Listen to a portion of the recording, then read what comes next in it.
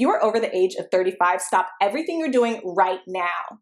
After a lifetime of eating fatty foods, you may run the risks of a stroke or heart attack due to plaque buildup in your veins and arteries. To learn how you can reduce your risks, visit youthfountainlab.com or call 1-800-853-7856 today. This may be a life-changing call for you or someone you love. Thank you, and we hope to hear from you.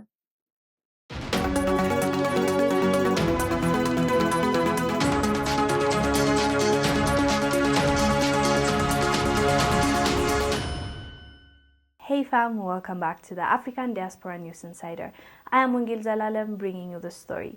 Today's story is about Museveni, President of Uganda. He recently made a speech on the World Health Summit, and he said some things that we agree with and actually impressed on what he said. Let me show you the clip, we'll come back and discuss. This selfishness in the world is bad, but it's good. I like it because it wakes up Africans. It wakes up Africans. It's a shame that the whole of the African countries is just asleep, waiting to be saved by others. If they don't save us, we shall die, like happened with the slave trade. How can this be? Slave trade went on here for 400 years. These idiot chiefs were here just putting on monkey skins and so on, looking like clowns. Well, he said that, and we completely agree with him. But this is one of those messages where good message, great message, we agree with it, but wrong messenger. Because people are happy with what he said, but people are also saying, okay, the problem is speaking right there. Or I saw some tweets saying, yeah, I agree with what you said, but you are one of those people that has been in power for more than 3 decades and haven't left power and is suppressing your opposition. So, well, how are we supposed to feel about this, you saying this? Well, I believe what he said was correct, in my opinion, as well as the objective truth. I would say it was correct. It was spot on. He touched on a little bit of everything. He touched on Africans sleeping and waiting to be saved, which is true. That's what's been happening for a long time now, and that's why we want people to wake up. So he's correct about that. But you know, when we say Africans sleeping, who are we really saying? Are we talking about the leaders? Are we talking about the whole population in general? Let's be specific. You know, you're a leader, so when you're saying Africans are sleeping, waiting to be saved, then you are part of that. You know, if we're talking about the people, I am part of that. Most of us are part of it, and it's good he said that because it's true. Now we just need to find the solution for it. One of the solutions is those people that have been in power and that don't want to, you know, hold a democratic election or are silencing their oppositions. That's the first step for them to step down, give it to the person that we think or the people believe that is a great pick, and we can go from there, right? So that's the first step. The second step is let's reduce this borrowing, and the money that we are borrowing, let it actually go to the people, to the public transport, public hospitals, public education. Let it go to where it's supposed to go. And I know we blame our African leaders again and again about like the funds being misplaced, but let's not forget about the people that give the money, the people that fund. You think they don't know about corruption? You think they don't know when they're giving us that money, that means 10 years from now, 20 years from now, they can come back and ask for it, and we can't afford it, so they want to rule over us in a way, a modern day slavery? You don't think that's the case? I believe that's the case. They know exactly what they're doing.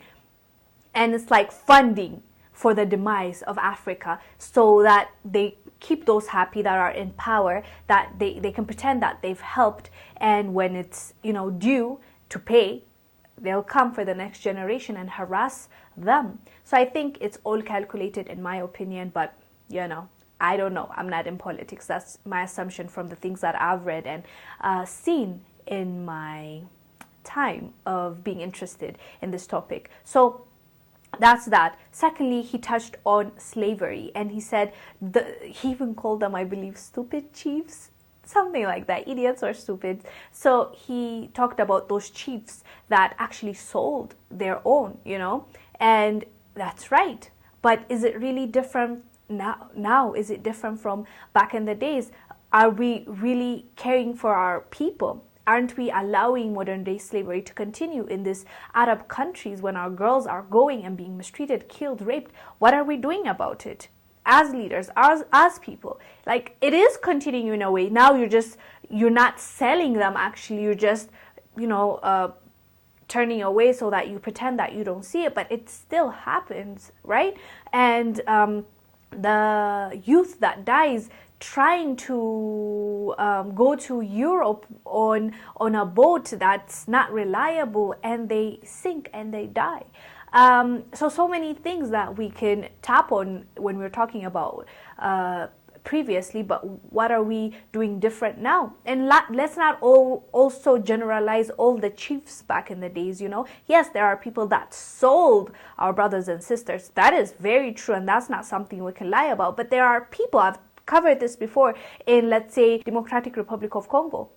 When they first met those people, what they were telling them was the white people, which the Belgians, they came when they were trying to colonize them. What they were telling them was, look, we have higher power, and they were showing them matchsticks and how they can make fire appear and they can destroy them, and they took out a gun and they shoot. Like, since they didn't have that, they genuinely thought that was sorcery. They genuinely were bamboozled into doing these things, and they told them that they are superior than them. They used to cut their hands and legs. We've talked about this. So not everyone in Africa sold their brothers and sisters. This is an actual history. You can go back and look how many of them were stolen from their parents. The parents were devastated when they tried to rise up. They were being cut. They were being mutilated. There were so many horrific things that happened back in the day. So let's also not generalize that, because it sends a wrong message.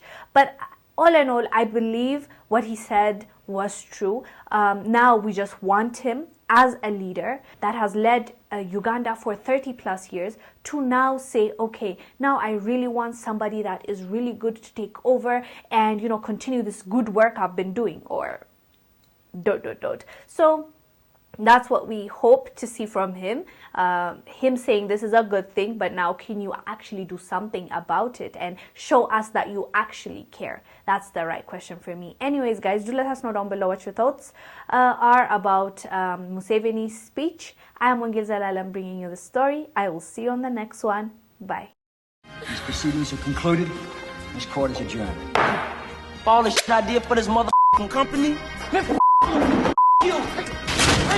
You ever had a great idea stolen from you and didn't know how to go about getting justice? In Charles Ford's The Anatomy of a Corporate Lynching, he takes us behind the scenes of his public copyright and civil rights lawsuit against his employer, Con Edison. In this explosive page-turner, Ford writes of an idea he submitted being taken and used without credit or compensation. In a book where no names have been changed to protect the guilty, Ford details how he stood his ground legally against theft and racial discrimination.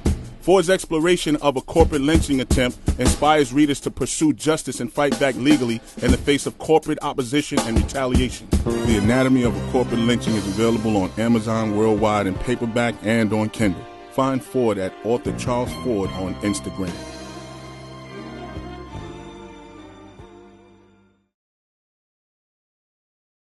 Thank you for watching. Make sure to subscribe to our YouTube channel and download the African Diaspora News Channel app, now available on Google Play and the Apple App Store.